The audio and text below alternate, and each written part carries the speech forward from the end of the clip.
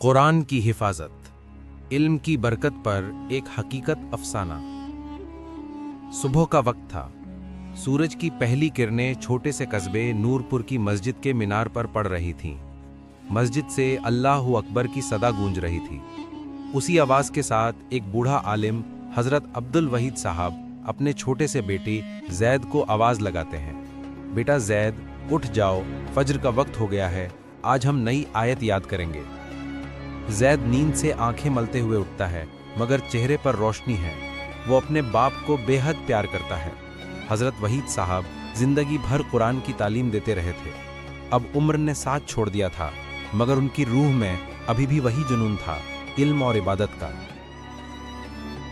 ہر صبح وہ زید کو مسجد لے جاتے، وضو کراتے اور پھر نماز کے بعد کہتے، بیٹا آج کی آیت دل میں بساؤ، قرآن وہ نور ہے جو کبھی بجھتا نہیں۔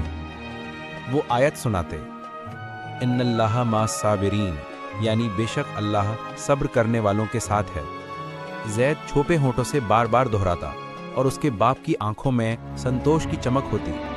بیٹا، وحید صاحب کہتے، جب کبھی زندگی تجھے اندھیرے میں پھینکے تو یہ آیت تیرے دل میں روشنی کر دے گی۔ دن بیتتے گئے، زید بڑا ہوتا گیا، اسکول، پھر مدرسہ، پھر کاروبار کی دنیا، مگر زندگی ہمیشہ آسان نہیں تھی۔ ایک دن جب زید صرف 16 سال کا تھا، اس کے ابا کی طبیعت اچانک بگڑ گئی۔ تیز بخار، سانس لینے میں تکلیف، قصبے میں اچھا علاج نہیں تھا۔ ڈاکٹر نے کہا، حضرت کی حالت نازک ہے، دعا کیجیے۔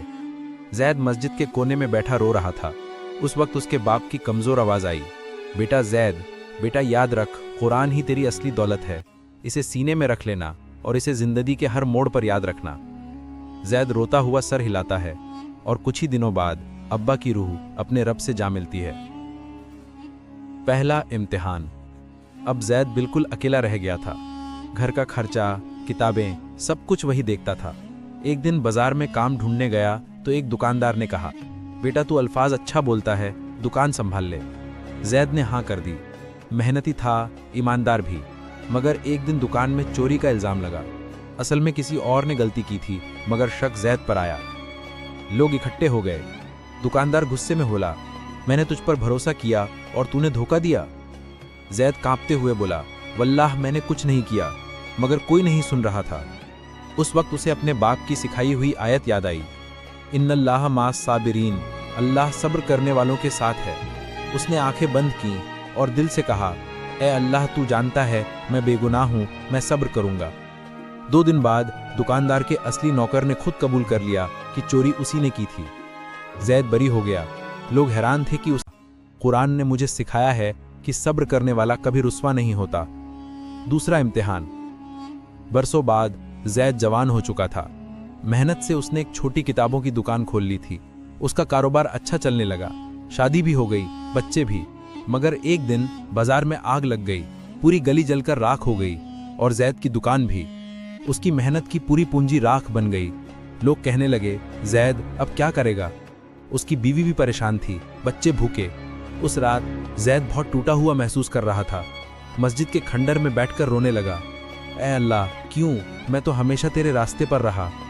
پھر اس کی نظر مسجد کی دیوار پر ٹنگی ایک آیت پر پڑی، فَإِنَّ مَعَ الْعُسْرِ يُسْرًا، یعنی بے شک تنگی کے ساتھ آسانی بھی ہے۔ اس نے سر اٹھایا، آنکھوں میں آنسو چمک رہے تھے۔ ابا کہتے تھے، قرآن ہر جواب دیتا ہے، سچ کہتے تھے۔ اگلے ہی دن اس نے نئی شروعات کی۔ کتابوں کی جگہ اس نے بچوں کو قرآن پڑھانا شروع کیا۔ دھیرے دھیرے اس کی تعلیم مشہور ہو گئی۔ اب لوگ مولانا زید کہنے لگے۔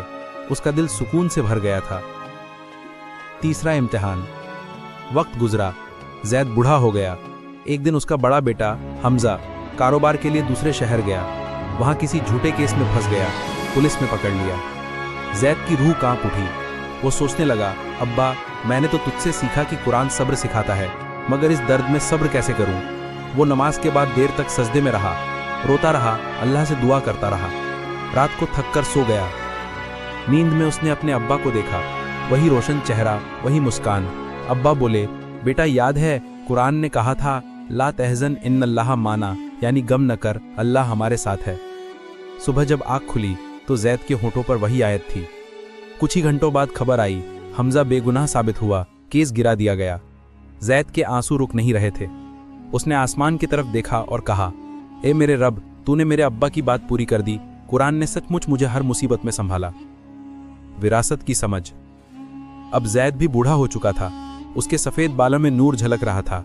एक दिन उसका बेटा हमजा आया और बोला, अब्बा, मेरे पास अब सब कुछ है, पैसा, घर, सम्मान, मगर एक बात समझ नहीं आती, आपने कभी मुझे ज्यादा दौलत क्यों नहीं छोड़ी। जैद मुस्कुराया। वो अलमारी से एक पुराना कुरान शरीफ निकाला, वही जो उसके अब्बा ने उसे दिया था। उसने कहा, बेटा, तेरे दादा ने मुझे ये दिया था और कहा था कि इसमें वो नूर है जो कभी खत्म नहीं होता। आज मैं वही नूर तुझे दे रहा हूँ। हमजा ने किताब को सीने से लगाया और उसी पल उसके आंखों से आंसू बह निकले। अंतिम लम्हे। कुछ सालों बाद जैद की तबीयत बिगड़ने लगी। बिस्तर पर लेटा था, होंठों पर कुरान की तिलावत थी। आखिरी सांसों में उसने अपने बेटे से कहा, बेटा, जब भी मुश्किल आए आयतों को याद करना, क्योंकि कुरान सिर्फ पढ़ने के लिए नहीं, जिंदगी जीने के लिए उतरा है।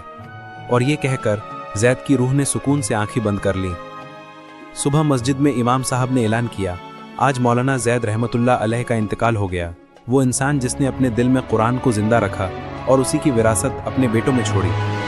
लोगों की आंखें नम थीं और उसके बेटे हमजा ने उसी दिन अपने छोटे बेटे को पहली बार आयत सिखाई, इन्नल्लाह मास साबिरीन। कहानी पूरी हो चुकी थी। कुरान की हिफाजत अब एक और दिल में उतर चुकी थी। पैगाम। जो शख्स कुरान को सिर्फ किताब नहीं, जिंदगी की रोशनी बना लेता है, अल्लाह उसे हर अंधेरे में रास्ता दिखाता है। इल्म की असली बरकत यही है कि वो इंसान के दिल और अमल दोनों में उतर जाए।